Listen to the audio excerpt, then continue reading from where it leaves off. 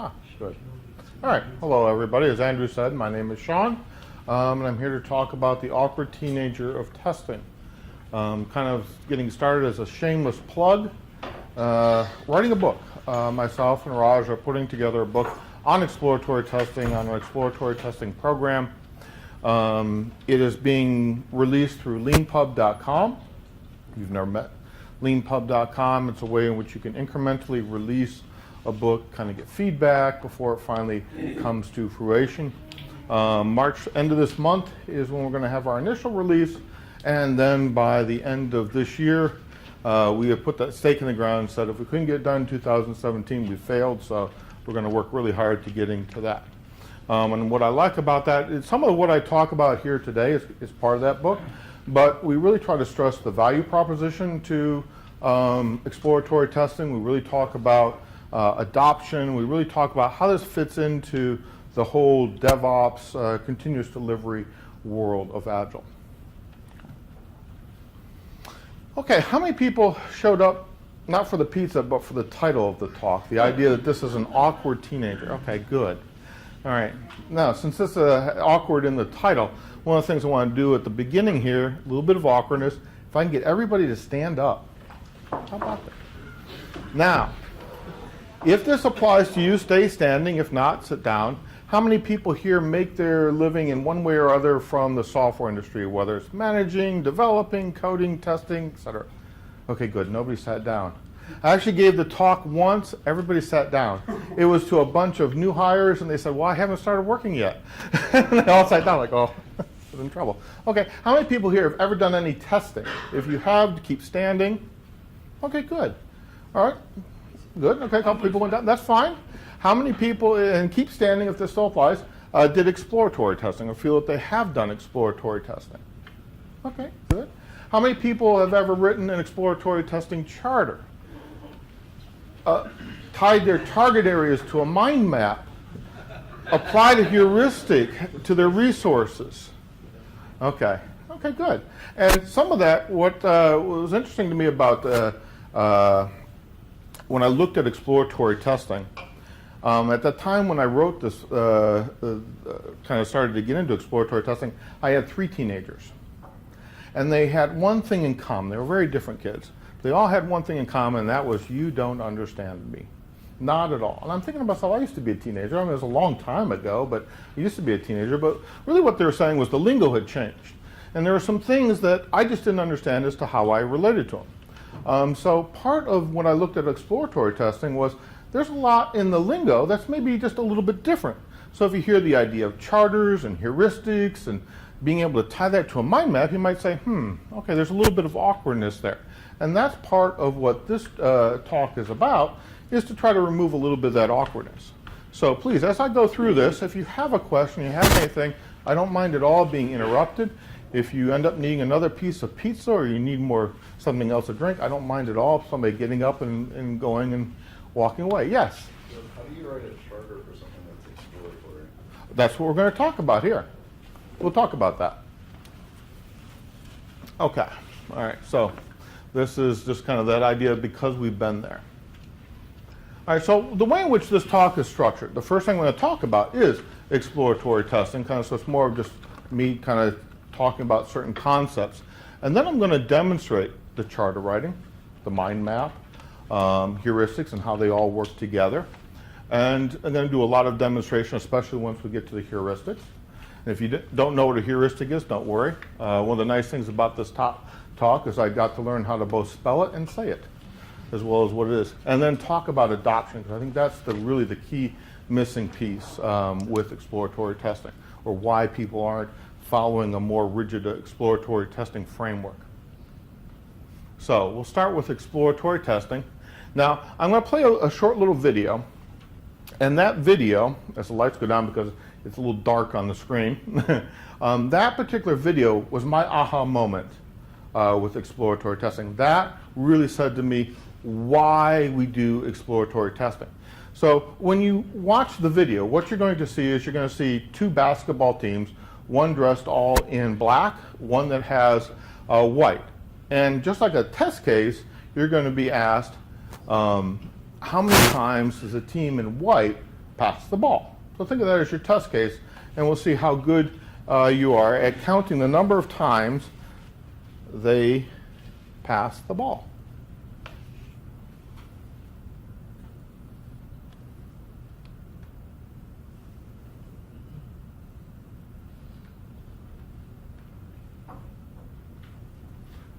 Oops, it's not playing there. Just a second.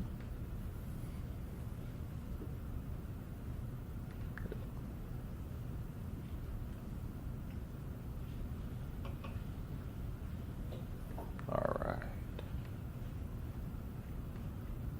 Okay, so you got the team in white, and I know the resolution's not that great, but try to count the number of times that the team in white on the left passes the ball.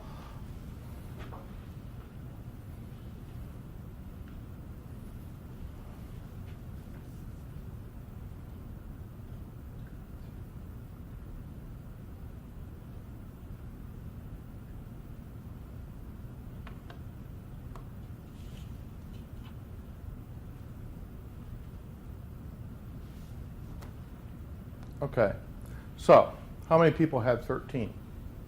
Okay, good. How many people, I know the resolution's a little bad, actually that monitor over the side has a little bit better resolution. How many people saw the moonwalking bear? Now, if, good, and it's a couple of you did, that's good. So you would think, so obviously I wasn't lying, I mean, some people did see it. You would think, if you didn't see it, you would think that if there was a bear moonwalking across the basketball court there, you'd see it. So if you look over in that screen, you'll probably see it a little bit better. I'll continue on with the video. They're going to rewind the video, and they're going to show it to you. And you can see, aha, there's the moonwalking bear.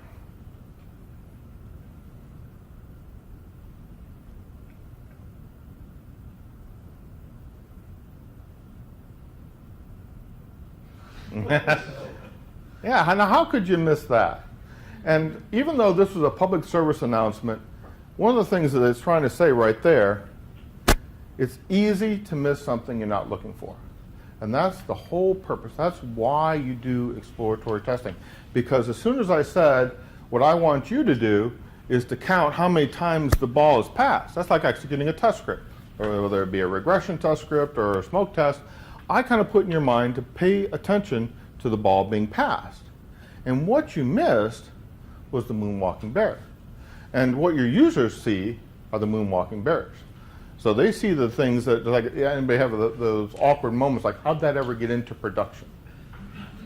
You missed the moonwalking bear. So the reason why we do exploratory testing is to find those moonwalking bears.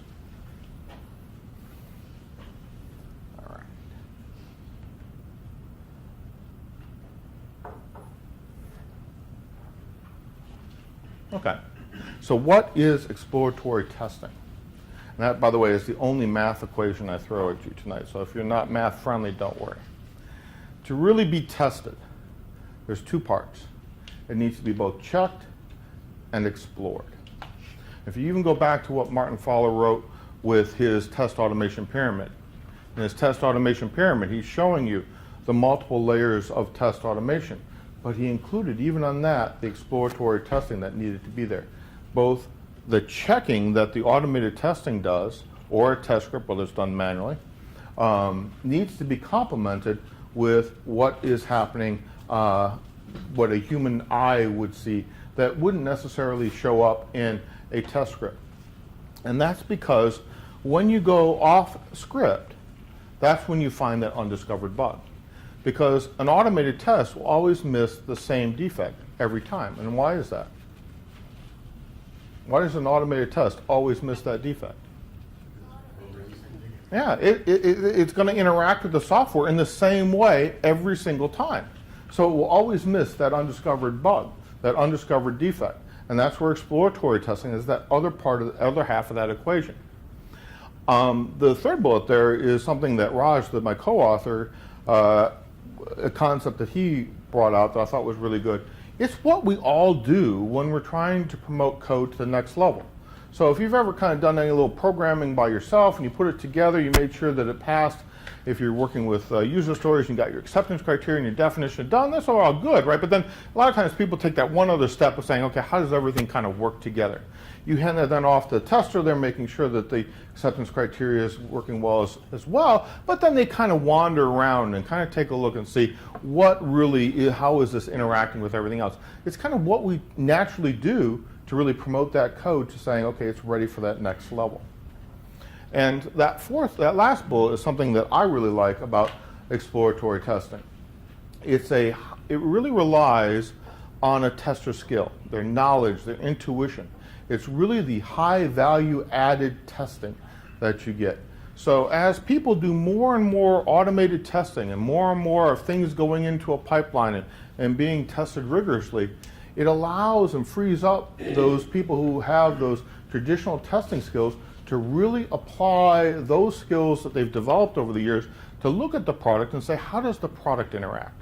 Because one thing that we do really well oftentimes in Agile is we do really well with the individual story.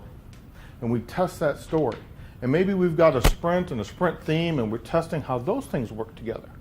But where it starts to break down now is who's got the story and doing the testing for around the system boundaries. Who's got the story and the testing that talks about how this interacts with all the components that we have, whether it be the non-functional requirements, performance and scalability and interoperability. Who's doing that? Who's writing the story for that? Who's executing that?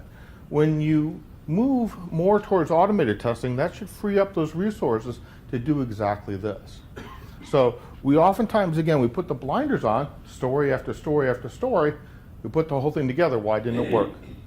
And you're like, can't even log in. Whoever thought this was good software? And that's where exploratory testing comes in. So now I'm going to start to talk about one of the most fundamental pieces with exploratory testing, the charter. So a charter really is the foundation for a good exploratory testing program. It's what helps you wander without getting lost. So as you go out and you're exploring your software, it's the charter that's really that foundational piece. And a charter has three elements. It's going to talk about a target area, it's going to talk about resources, and it's going to talk about what we're trying to discover. Now when I first heard the word charter, you need to start writing charters. I said to myself, the last thing I need to do is to write more documentation. The last thing I want to do is not test and do some other piece. A charter, if you look at those three areas, is very, very small. It can fit on a sticky. So it's a very lightweight tool. And it's so lightweight that sometimes I think a lot of people think, well, I can go without them. And yes, you can. You can also write code without a user story. But what happens when you do that? You start to see some problems creep in. You start to see some issues creep in. So the charter really is this foundation to a good exploratory testing program. And the target area is a spot. It's not an itinerary. It's not, I'm going to start at the beginning and I'm going to go to the end. For example, if I want to test Amazon.com and I want to test the ability to do a gift card, I don't want to have to be able to test all the way up to getting to the spot where I put in the gift card, because most likely I might find something that distracts me or a defect that doesn't allow me to get there. So I can't then focus in on what I wanted to test. So it's a spot, not so it's a destination really. Resources are the things that you need to be able to bring with you when you're going to do an exploratory testing session.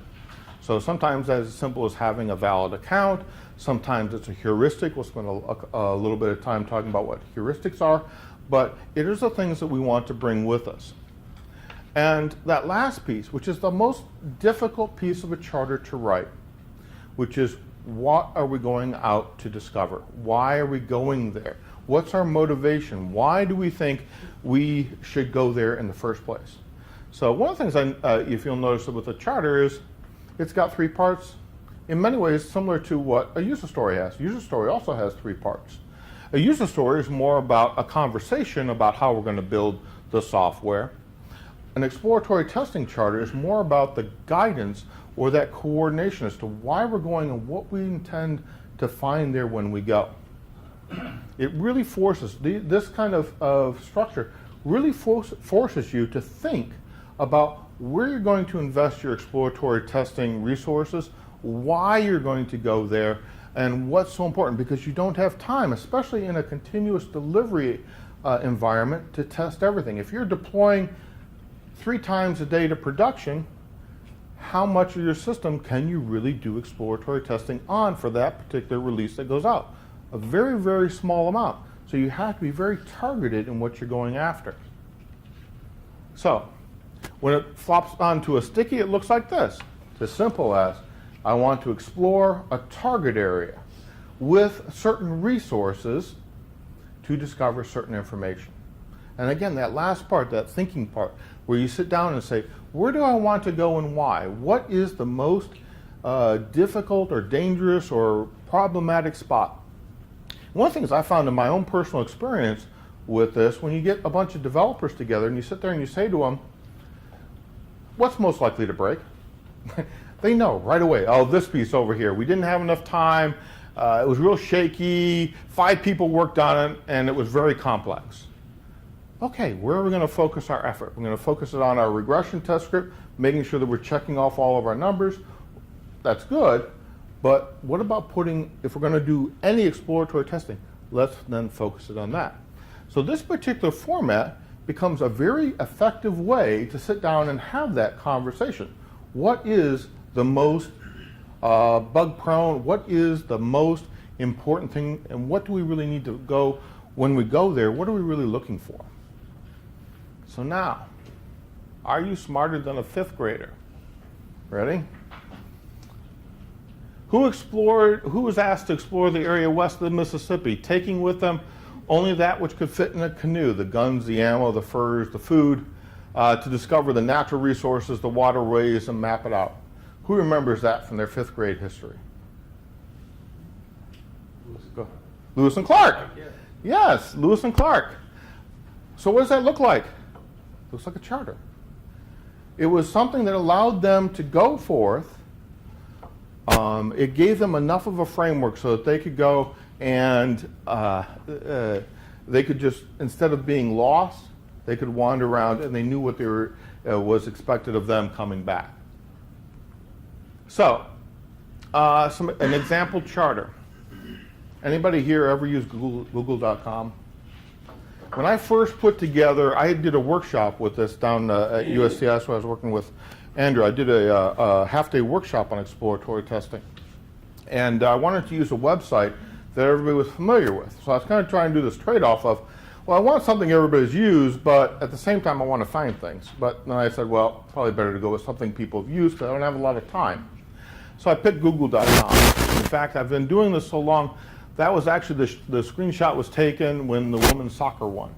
That's how long I've been doing this. I was surprised at the number of things I found. Just the page of Google.com, and we'll show that as we start to apply some of our heuristics here. And that was kind of that was my second aha moment, which I thought, it's got 2 buttons and it's got a text box. What am I going to find? Actually, there's a lot to find there, and I was kind of surprised. So again, following in with our format, exploring the target area with resources to discover information, something that might look like that we would see at going up against Google.com. I'm going to explore the sign-in with a state table and a valid account to discover if I'm able to access and view information only when I'm properly signed in. And we'll talk about that particular charter here in more detail when we kind of get to the heuristics and introduce that. But that's what a charter, a sample charter would look at like going up against Google.com. Okay, the mind map. The mind map is a visual representation of your system.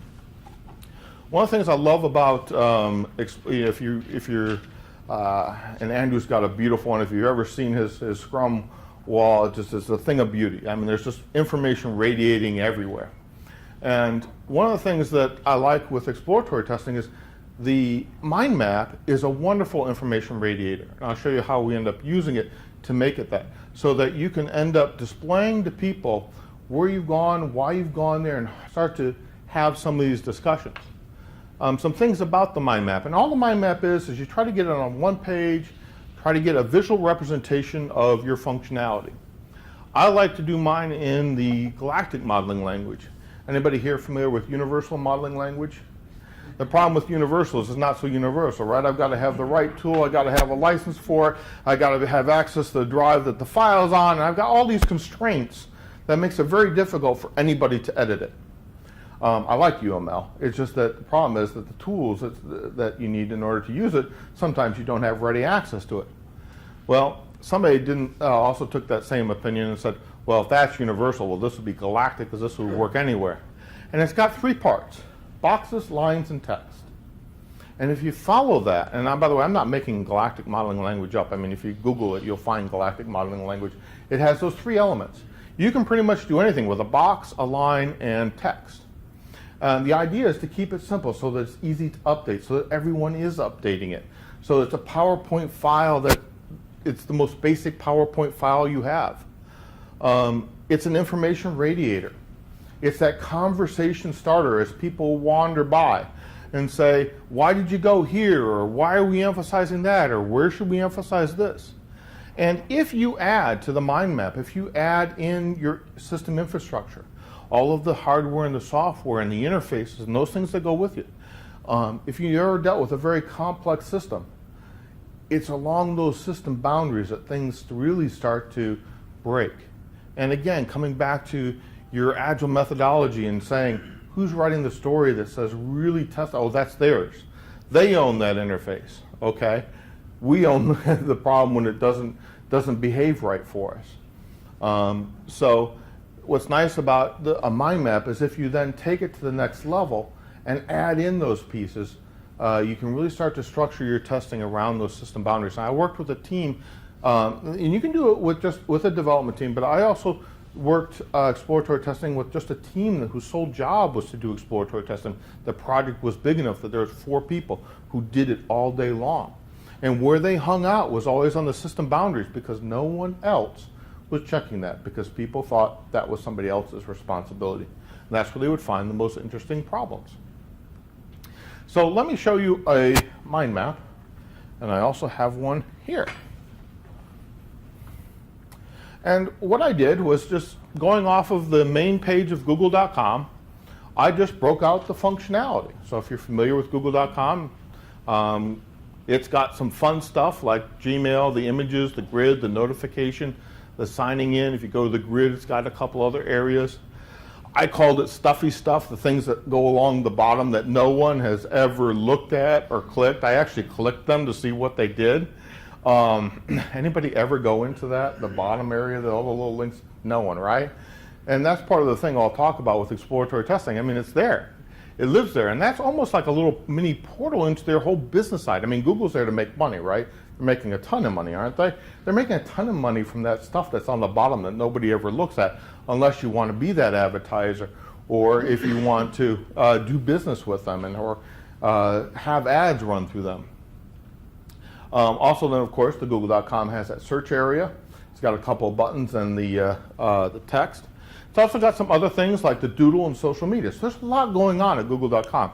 So this is a visual representation, and I've left it kind of here because as well, because as we go through and start to put down our charters, one of the things that we can do is we can pick up our charter and we can place it on our mind map, and we'll do that as we go through the rest of this talk. So anybody not familiar with google.com? Everybody's good with that? Okay, good. Okay, now we're going to get into the meat of this, which is the heuristics. So I needed to kind of give you the idea of what is a charter, because the charters really are that foundational piece that we're going to kind of tuck all this together with.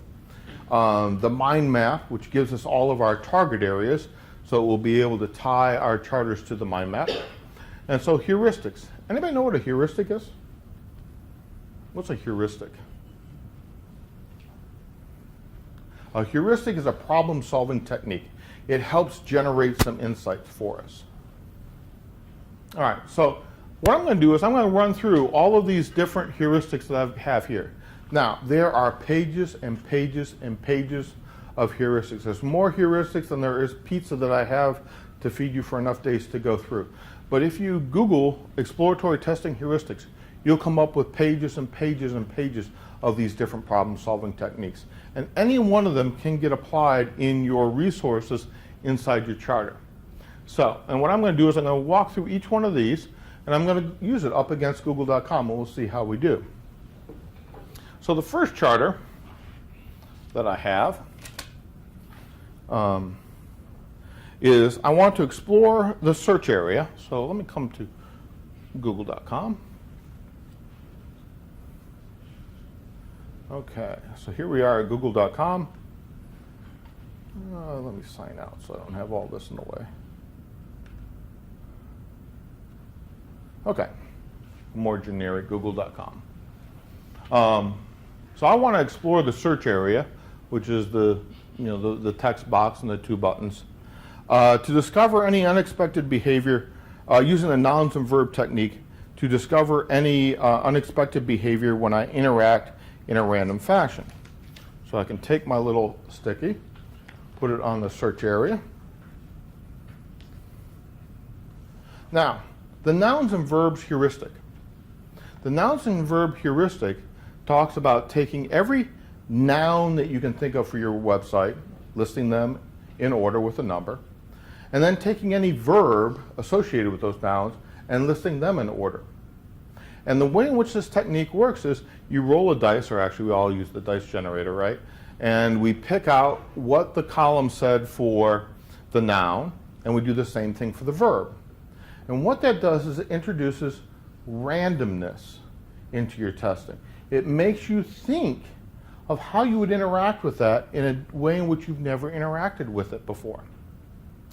And this particular one, when I listed mine all out, and I actually did this, I came up and I said, okay, button, right click.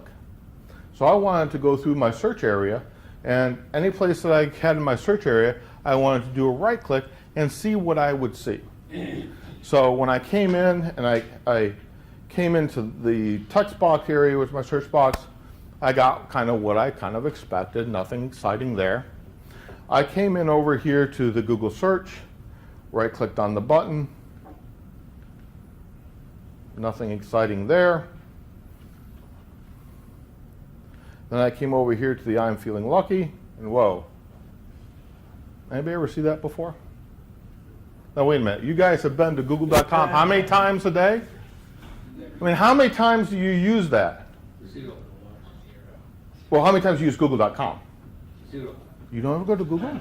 Oh, okay. Google is all But the thing that was really kind of strange to me was I'd never seen that before.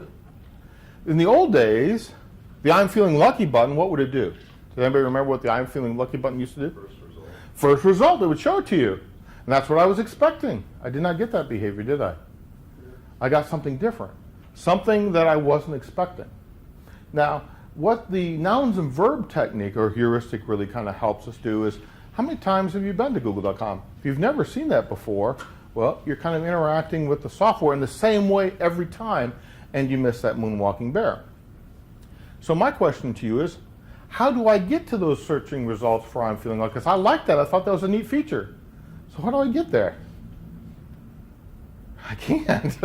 So as a tester, one of the things you could ask the question to the development staff is, well, how do I get there? What if I'm not feeling doodly and I'm feeling lucky? How do I get there? How do I actually get to that particular feature? It's neat that it's spinning, right? But what if I wanted the old functionality? How do I get it? One of the things that within your system that probably many people gloss over frequently is the login or how they access it. Because what do? You sign in the same way every time. And what you'll miss is, oh wow, at some point somebody introduced a problem where the tabbing got kind of strange or something just wasn't working. Or I no longer can get at it by using the mouse. I have to use the keyboard because that's how I always do it. So the nouns and verb heuristic is something that really helps introduce some of your randomness into your testing so that you interact with the software in a slightly different way. It also makes you think, how would you interact with that software? Because sometimes you get something that says archive email header. What does that mean? How would I test that? And it forces you to really kind of think, what would that really mean if I want to do that? Well, maybe if I just created a brand new email, that's going to have the headers, and I saved it. Okay, and then I archived it and brought it back out. Could I still send it? So it makes you think and interact with software that you might not think of in any particular way. Yes? So a lot of this has to do with assumptions. So one of the assumptions is that most people use desktop, but Okay. probably statistically speaking, most people use mobile now to access Google. So how do you avoid going outside the bounds of what's statistically possible, or actually see what is actually going on? Okay. What I would say, or the way in which I would answer that, and the question, just to make sure everybody asks, especially online, probably can't hear, is how do you really make sure that you're providing, I would say, valuable testing? Because there are many different ways. If you've got a mobile app, how do you deal with the mobile? Mobile's going to react a little bit differently than with the desktop. And this is the way in which I would answer that, which is that first step when you're really kind of planning where you're going to want to go when you go to build the charter. Why did I want to go there? I don't randomly want to go to a place. What I want to do is to check the randomness and my interaction with something I've done over and over so many times. Okay, in the context of mobile, what does that necessarily mean, and how could I test that? So the idea the thought process of thinking and discussing with the development team, really where's the highest value added for that type of testing? Because as an exploratory, if you want to do an exploratory testing, and you say, I want to introduce some randomness to something that we've done over and over again. Okay, where's the best place? What's going to give us the best value? Where do we think? So it's really more of a collective. One which way you can do it is to do it as a collective for this particular technique. Other types of techniques, you would use other pieces of information flowing into. We're getting a lot of buggy area. There's a lot of bugs in this area, so we want to make sure that our target area is over here. Now, what's the best heuristic we want to go after? Well, what's the information we're trying to find, and that will help us understand what we want to bring with us. That make sense to you? Sure. Okay. Couldn't you use, like, talking about a website, analytics data coming out of, like, your Google web data, click-through data, just to say, well, our primary users are iOS users as opposed to desktop, as opposed to whatever, and that can, while random is good for random's sake, it's also good to have to be informed by, well, 80% of our users are on this type of platform, so we shouldn't necessarily stress a laptop over a mobile experience. And so your point, just again for the people who are out there in the Ethernet, which is, could we use things of information that we're getting from maybe like the Google Analytics, the logs, that would help us understand where to go and what to apply so we had the most effectiveness? Absolutely. One of the pieces I'm kind of mentioned at the end, which is what you can start to do is to put heat maps on top of your mind map. And there's a heuristic, I don't cover it here in the talk, but it's called the bad neighborhood heuristic, which is bugs usually hang out all together, and it kind of creates this bad neighborhood. So if you look at your defect density across your application, or if you're looking at logs with, hey, this is a new feature rolling out and it's a little bit buggier than others, that should compromise a good chunk of your exploratory testing. But also at the same time, one of the interesting things to do with exploratory testing is sometimes you go off that little bit of beaten path, and we'll talk about that, I'll mention that again when we have this all filled out. Sometimes there's an area that we've never been to and we haven't been there in a while. And we would occasionally just go peek in there just to see and make sure there's nothing that looks strange or has changed. So while I agree that all of, that should be a heavy, your testing and your selection should be heavily influenced by essentially the coordination and communication between all your stakeholders, the maintenance, DevOps, the logs, the defect trends, the product owner, and all those pieces. Occasionally you just want to go wander off into another area just to see what's out there, just to make sure nothing has crept in. Because part of doing an exploratory test when we write the charter is we write the charter to help us wander. And as we're wandering, if we start to see something in a little different area that's starting to look kind of strange or fishy, we can go down that rabbit hole. It's a good technique for going down the rabbit hole. Maybe we'll come back and we scratch out where we went because we went someplace entirely different because we saw something interesting. We saw something that we thought warranted further investigation. Okay. Any other questions? Yes. So the rabbit hole analogy, so if you run across an error with a specific button, would you then go back and write more ways to test it? Like selecting over it, or I have no idea, but. The idea of the randomness for the nouns and verbs was really more to make you think how you should interact with the software in some way in which you never did. Like, for example, this one. I had never even touched that button. It took me over there. And so then I would continue probably going around that button and say, oh, this is cool, and then ask myself maybe the question of, well, how do I get back to where I'm feeling lucky? Or how do what other things are out there that are a little bit stranger? You're not, with the nouns and verbs, there's so many combinations, you won't be able to do even a fraction of them. But what you're looking for is something that really just makes your eyes get big and say, hey, there's something interesting going on here and I need to investigate it more. Did that answer your question? Sure. Okay. All right, so the next one, the next heuristic was that I'll talk about is the never and always heuristic. And the never and always heuristic is used frequently. Software has rules built into it. They may not be always articulated, but there are generally rules that a piece of software follows. For example, all the spelling should always be correct. Should never have a misspelling. Things of that nature. A lot of times your non-functional requirements kind of fall into the never and always. So in this particular one, I'm going to explore google.com with the never and always heuristic to discover if the shift tab always moves me back from where I was. Okay, it's kind of a common way in which we interact with the system, right? We tab around it and we can shift tab out of it. So let me look at that to see if I go after google.com with the never and always heuristic to see if I can always get back to where I started.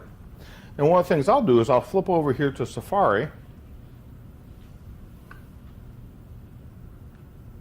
And if I'm at the top here and I tab, I can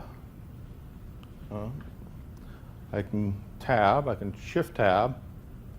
So that's somewhat working. If I'm over here at Gmail, and so I'm at Gmail, on the link at Gmail, and I hit the Shift tab, I'm back up there, but I can never tab back to the Gmail. In Safari, the tab and the Shift tab at google.com only take me between the URL bar and the search box. It doesn't even take me to the button.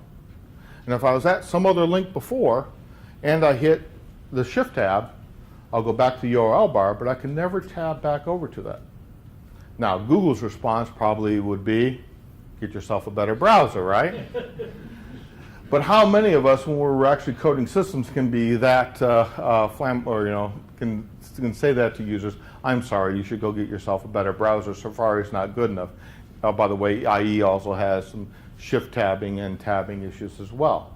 Chrome is really the only browser that really fully supports the entire tabbing around the entire google.com webpage.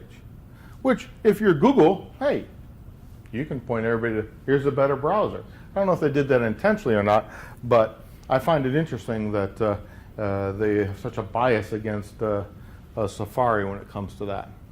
So that's the never and always, kind of looking at it like, I should be able to tab around this piece and shift tab out of it. Doesn't work in Safari. The next heuristic that I'll talk about is follow the data.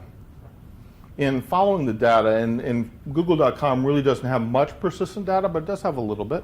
It knows about, where I've gone before and what kind of search results to give me based on my prior. So there is a little bit of data persistence going on. For sites that really have a lot of data persistence, then this particular method becomes much more interesting, which is why I'm actually mentioning it, because I think if you follow the data around between pages, you get to see some interesting results. So my charter here is explore the results page with the follow the data heuristic to discover if my search results are influenced by any previous data. So I'll go to the results page. And I'll go back to Chrome. So if I type in spring, what do we think we will see?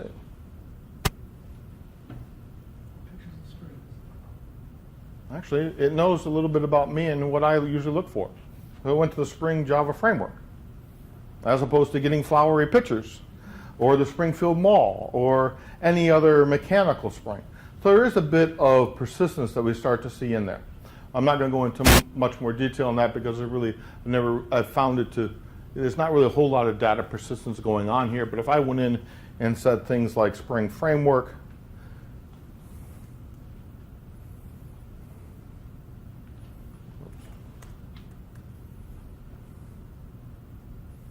and the fact that it's remembering the pieces that I have had in the past, and that. So there's a little bit of persistent data, and that did seem to work out fairly well. But that's kind of the follow the data heuristic. The next one's a little bit longer to talk about, and I want to go through it, but it's the one I mentioned at the beginning, and it was going after the sign-in. Because as soon as I saw the sign-in, when I was kind of looking at that, to me, I said, haha, I have state data. And once something's in state, I never really thought about that. Google.com actually has state. I can be in a state of being logged in. I could be in a state of being not logged in. Or I could be in some error state where I attempted to log in and I was unsuccessful. So I looked at that as kind of having 3 different states. So I'm going to explore the state, the sign-in with a state table and a valid account to discover how the different states give different access types. So I'm going to go after the sign-in here with this particular heuristic. And one of the things I have here is a simple state table. And when you're doing exploratory testing, one of the neat things you can do with a state table, so I push this down here. So here are my 3 states that I felt I had. Logged in, logged out, or an errored state. And then my events I put down the other side. Signing in, signing out, viewing, and editing. And it creates a table. And the way in which you would use this particular heuristic, anywhere that's a known or common transition, I would put an X. Anywhere that's not really possible because maybe I'm signed out, therefore I don't have the sign out link anymore. If I'm signed in, I no longer have the sign in, well, I'll just put NA. It's a transition that really is no longer available to me. But for everything else, I put question marks. And it's those question marks that become interesting to look at and further explore. So in this particular case, I notice I have some question marks around viewing when I'm logged out or editing when I'm logged out. And again, coming back to one of the keys with exploratory testing, you're really looking and asking yourself, how would I test that? How would I test editing when I'm signed out? And so you try to apply that. So let's take a look at this. Let me sign in real quick. So I come in, I sign in. Okay, and I'm going to go and personal info and my nickname, edit my nickname, and what I'm going to want to do is edit, but I want to edit when I'm signed out. Currently I'm signed in. So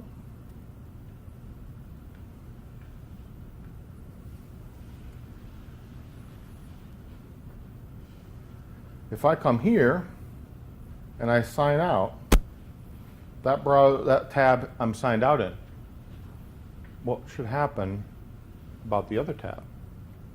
What should happen with the URL that I captured and maybe post that up and see if I can get back into it when I copy and paste my URL, especially when we start to talk about with session IDs, right? A lot of times things that are session-based have the session ID string. And if I hit a sign out, that system should really tell me you're no longer signed in. Now the question is, does it? So that's how we start to come into these areas. Like you might say, well, I can't edit when I'm logged out. That's not a valid combination. But if we think a little bit, how can we get to an edit not logged out or logged in. Right now, I'm logged out. So what should Google do? If I can find my cursor. What should Google do if I press the done button? Error message. That's actually going to ask me to confirm my change. So let's hope that Google's got this right. And what does it do? Something went wrong, which is acceptable behavior. At least I would think so. Okay. So, but that, when we start talking about a state table, is a very interesting technique, heuristic, that can help us understand what happens down here. Who do you think had the user story to check when somebody goes in, signs out of one browser or one tab, and then tries to edit? Who think you wrote? Yeah, that's not what we write user stories about, right? So who tested it? Right, so yeah, exactly. So nobody's really testing it, but yet there's functionality that we want, or at least I would expect as a user, if I've signed out and I leave the computer, that somebody behind me can't access my information, at least from the editing perspective, right? Theoretically, you could have had separate user story or rather than acceptance criteria. One of the items is acceptance criteria. Well, it kind of, as far as should it be a piece of your acceptance criteria, it's probably more based on the type of flavor of Agile that maybe you're following. But I would stress that I think that starts to show where there's a little bit of gaps in how we do the user story pieces, and where exploratory testing or something like this starts to really show something, especially if you have system interfaces to systems that you don't control. You know, things to external pieces that your system has to talk to, but guess what? There's nobody who's you know going to take responsibility if that doesn't work. But if it fails, guess who they're going to blame? They're going to blame you. Yeah. Okay. All right. So I'll bring my mind map back. All right. Next one I'm going to show. I'm going to explore the search box now, and I'm going to use the Goldilocks Heuristic. The Goldilocks Heuristic, you know the story of Goldilocks and the Three Bears? What is it? What's Goldilocks?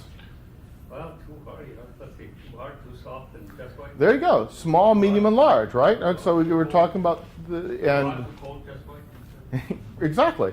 So Goldilocks is a way of looking at things, that type of heuristic. We start with nothing, then we usually do one, and then we usually do a couple, and then we usually do a lot. We kind of throw zero into there because zeros and computers really don't kind of always get along too well. And you start to see some very interesting things. How many times have you ever put something in a cart and says you have 1 item in your cart? Or you have, you know, 2 participants on the phone call. You know, you know, that may have been a conscious decision. They said that's not worth us coding or dealing with that situation, or it just might be that nobody ever did essentially what the Goldilocks heuristic is, which is to try 0, 1, 2 or more, and then a whole bunch. Now, one of the things you'll see with that you can also use the Goldilocks heuristic for, that's very common, is if you've ever gone to a website, you put something in the cart, you've created behind the scenes, if you're a software developer, you know, you now have a cart that's got items. Then what happens when you delete all the items in your cart? Do you still have a cart? And what happens when you try to check out? Sometimes that gets to be funky behavior. And as a tester, those are the things with the Goldilocks heuristic that you'd really be looking at. Like, I put something into a cart where I made a list. It has items. I take all my items out of it. What happens to the invoice? Does it still generate? Does it still generate properly?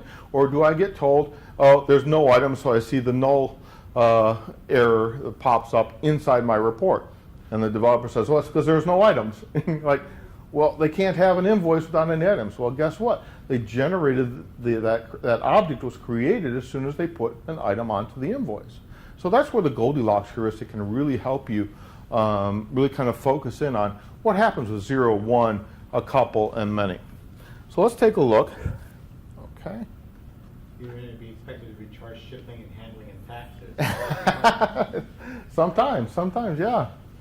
All right, so if I want to do a search with no items, and I click on the Google search button, nothing really happens. Okay, such is if I go in with one word string and I do my search, I get back a set of results, and we know it works with 2. Now, let's see, where did I put that? Let me come down to, I can pull it in. There's a site that I like for this, which is, now I want to punch in a whole bunch of text. I want to give it a large amount of text. There's a neat site called randomtextgenerator.com that will generate just a whole bunch of text for me, meaningless text. They can do it in multiple languages. Now, this text down here, if you can't read it, ends on 3 thing, chief years in money arise up, just nonsense words. So if I take this huge block of text and I put it into the Google search box, what do you think is going to happen? Truncated, okay. Let's see what happens.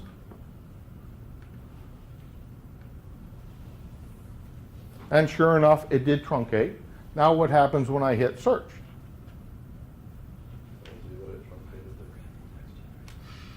No, it tells me that. Exactly. I was like, wait a minute here. That's an error. You've done something wrong. Yeah, that must be new. I've done that before. And it's funny. It's like, hey, what do you mean I got an error? Why did you truncate me and still give me an error? So let's try this again. Let's go back at it and let it truncate. Maybe it's just off by a couple of words. So let's delete out a bunch here. So delete out a bunch and still try. No, still got the same error. So it wasn't like it was off by 1 or 2.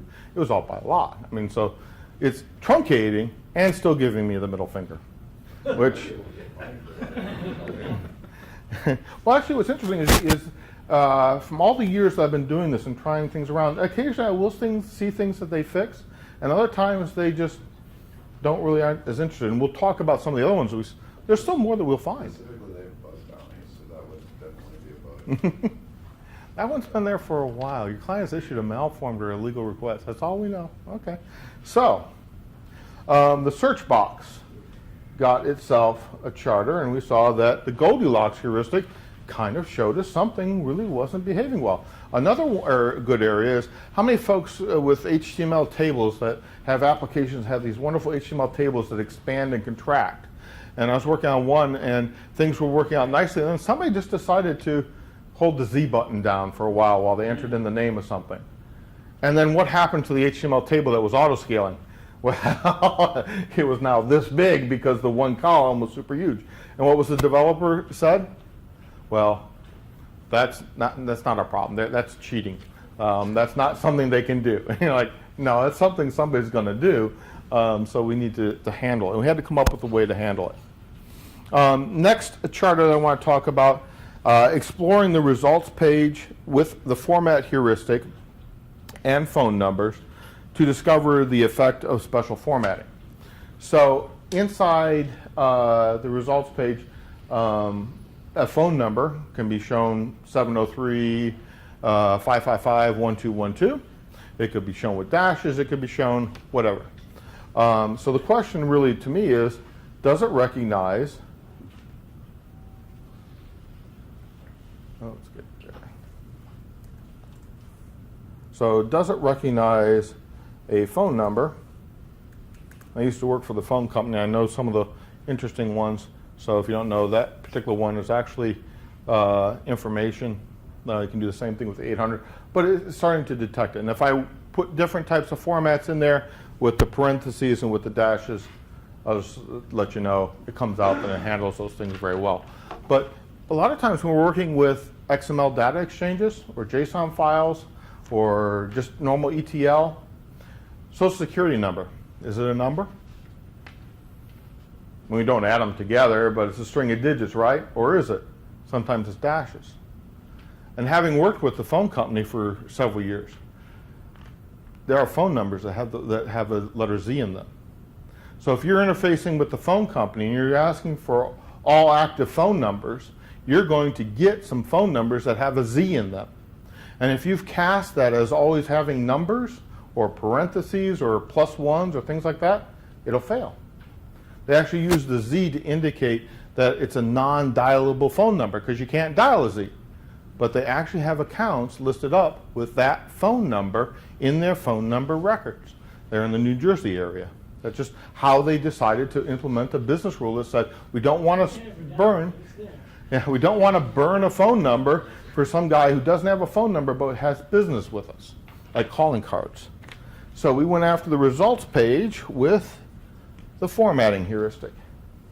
Okay, one last heuristic that I'm going to go through here. I'm going to go after the grid, or what I call the grid, which is this nice little thing over here that's got all these neat little pieces. And I'm going to use the navigation heuristic. And the navigation heuristic really goes into, can I execute, or as I do things with a mouse or I do things with a keyboard, how do they all work together?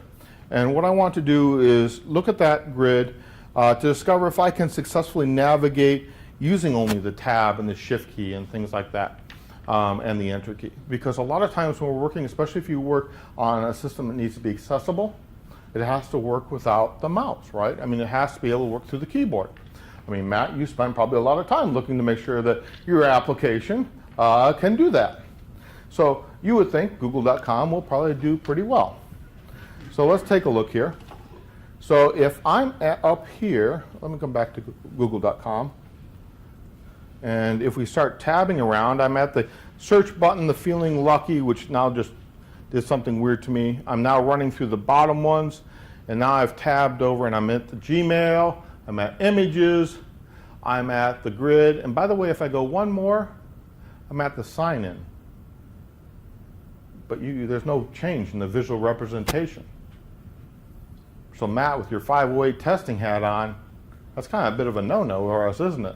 So if you live in the world where you have to be accessible, and you would think Google.com is a very simple very simple page. You would think that that would at least be accessible.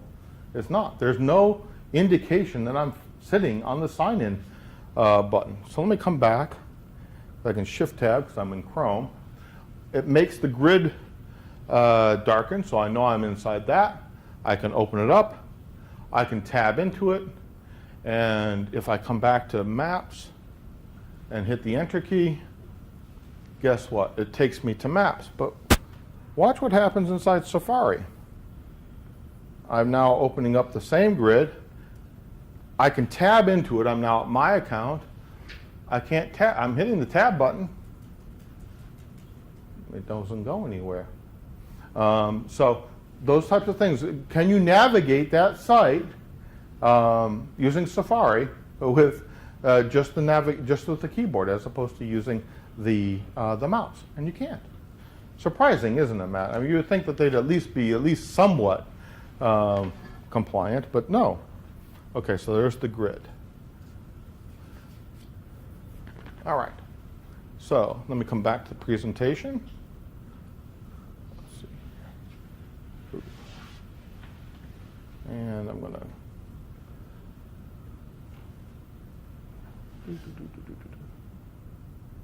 let's let it come back. It doesn't like me. It wants to go home. There we are. Okay.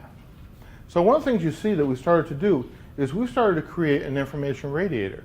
We started to talk about where we've gone. We can talk about where we've gone. We can now have simple metrics like say, you know, hey, we did 2 up against the results page. Why? Versus none in this other area with the doodles, etc. So we can start to have these conversations. Again, it becomes a lot like your Scrum board, where you can have these conversations around where is the most effective piece that we need to go after. So let me just kind of wrap the talk up with a little plug for adoption. One of the hardest things to doing with any team is changing a behavior, of actually picking this up. So this little piece is kind of just a little roadmap. The 3 pieces, the charters, the mind maps, and the heuristics. You know, if you just start with a charter existing and making a mind map and tying your target areas, all of a sudden you'll start to generate a lot of conversation about why are you going there? What is the most, if we're going to do one charter, only test one thing, what is that one thing that we want to test? And then you go up and you start talking about a little bit more of the intermediate practices where you go up and you could do and say, hey, I want everybody to at least execute one charter in this sprint. That's usually a very effective way for folks to sit down and say, what can I find? So I'll leave that, you make the deck available, don't you, Andrew? Yeah. So you'll have that, and obviously you'll have my contact information. The book that we're writing, that Raj and I are writing, spent a lot of time on this and on adoption. I'd be more than willing to talk to anyone after this more about what does it really take to kind of get this going and start to make this a habit within your team. But that's a big piece of what we're trying to talk about in the book, because these techniques are simple, but I don't see anybody using them. Elizabeth Henderson, where this all really kind of came, let me jump down here. Where this really came from was Elizabeth Henderson. She wrote about this years ago. Jam Kanner was the first person who coined the name exploratory testing in the 1980s. Elizabeth Henderson put together this whole idea in her book, Explore It, this idea of charters. And I don't see anybody using it. That's it's an old book by now. I think it was 2012-ish. So it's been around for a while. So adopting it and getting it started, it's a wonderful conversation piece. It's a great way to articulate this. And once you put something up like this, what happens? You get the conversations, you get the collaboration. Why are we going here versus there? And what did you do there? Because you can't do exploratory testing everywhere. All right, I know I've run over a little bit. Sorry there, Andrew. I had a couple more slides that really talk more about what makes a good charter versus a not good charter. More than willing to talk at any length after this if anybody wants to know more about exploratory testing. Okay. Any parting questions for the group? If not, I'll still be here. So is there anything you want to? Just quick question. So I'm going back to now Scrum. Okay. So you were saying that as long as we can automate a lot of those routine tests, that will free up our testers to do some exploratory testing, which can be built in when we are doing our sprint planning or release planning. Is that how we should do it? If you're following pure Scrum, you've got a planning meeting. Mm-hmm. And as part of the planning meeting, usually as part of your overall definition of done for that particular piece, one of the things that you can throw in there as your definition of done is, I think as an easy stakeholder to start, is one exploratory testing charter per person. That's a neat metric. It's a very achievable, very defined. You're only talking about, maybe an hour's worth of testing in that area for that individual. So now you have that, but the question you don't have is where. And one of the most interesting things you can do during your planning meeting is, what's the most complicated thing here we're doing? What's the riskiest thing? If we put something out here, this goes out, what's the thing that will bite us if it doesn't work? Are we going to expose somebody else's PII? Are we going to overwrite some bad data? And what's funny is you know that answer in the planning meeting. Mm-hmm. And so you start to discuss, and if you've got a mind map, you start to say, where should we put our emphasis? And it's a discussion piece, and it's at the planning meeting. If you're following something more like a Kanban that's a little bit more fluid, then what you really need to be doing is kind of more syncing up and saying, where is our biggest risk at this particular point? And we hit the testing piece, and maybe in the testing column we put something there. Anything else for the group? If not, like I say, I can talk for all night. That's why I'm writing a book. Like I said, it's a labor of love, but right now there's more love than labor, but we're making progress. And by the end of the month, there'll be at least something out there. I think we have a trivial price, like the cost of what would essentially be the two Starbucks fufu drinks, more just to make it look like we're real. But I love the idea of adoption. I love the idea of the value proposition that we're able to bring out in the book, as well as the techniques. It's something that you probably have not seen before, and I don't know why, is really the answer. Because it's pretty powerful. We live in a world of writing stories. We live in a world of having Scrum boards. And this is just, to me, an extension or in parallel with it that's covering a gap that when you look at what's happening with the continuous integration and continuous delivery, a piece that's becoming and tripping up more and more project teams because there's a lot of moonwalking bears out there. So I thank you for your time. Sorry for going over a little bit, but thank you.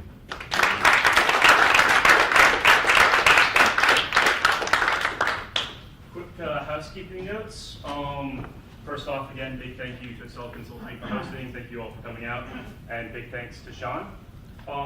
Retrospective cards are in the back, green. Anything you really liked, yellow, anything you think we can improve on, red, anywhere we really missed the mark. You can just put colored cards in there or put comments on, whatever you would like to do. And lastly, raffle, Scrum and XP from the trenches. Shawn, if you could do the honors. All right. Craig Eddy.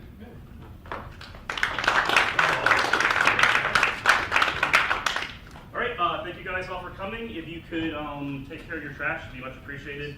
Hope to see you again. Did you find it useful? Like I said, I don't understand why more people don't do it. It's not, it doesn't get a lot over it. We'll be on the meetup day. Well, thank you. Yeah, testing.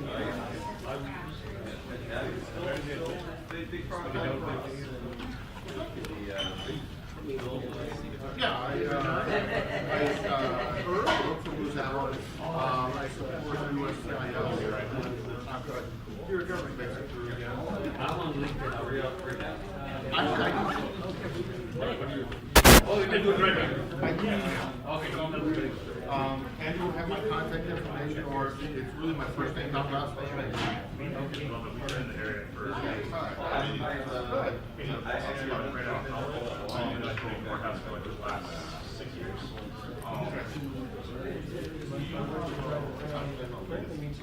Yeah. Well, actually, the book will have a section on and it will have templates. It's not as busy as clearance, so it's a little quieter during the Rosalind is really quite Straightforward. I like, literally, I write like it's not too this bad. There's for my mind map. And because the mind map is very cluttered when we put the charters down, we also have just put colors all over the place. So as opposed to the charter there, but we would then write the charter number, and our charters would have a number, it'd be cross-referenced if it's one. Okay. But we really do try to keep it. Well, by the end of the month, we'll have the very first stuff. Allows you to Almost equally just walk to either push out or clearance. So it's either you really like by the end of the year, by the end of the year. Yeah. By the end of the month, we will have 8 pieces. So if you think of like the real main Arlington corridor, it's Boston and Virginia Square. If you go to needhelp.com, I think Andrew's got the participants, and I'll just have him go to Verb out. This is out there now if you guys want to go find it. So yeah, there's that place is really great. It's mostly apartments and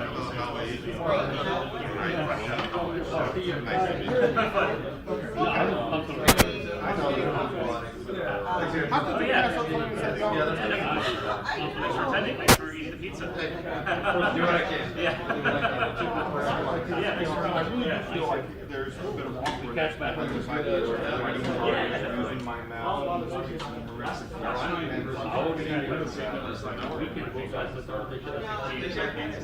We have this 75 degrees.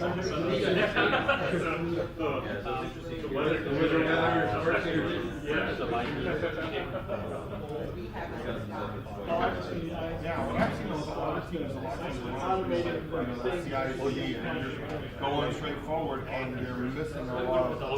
Why can't we log in? How do you pass all the tests if you can't log in? I've seen deployments go to production. So much.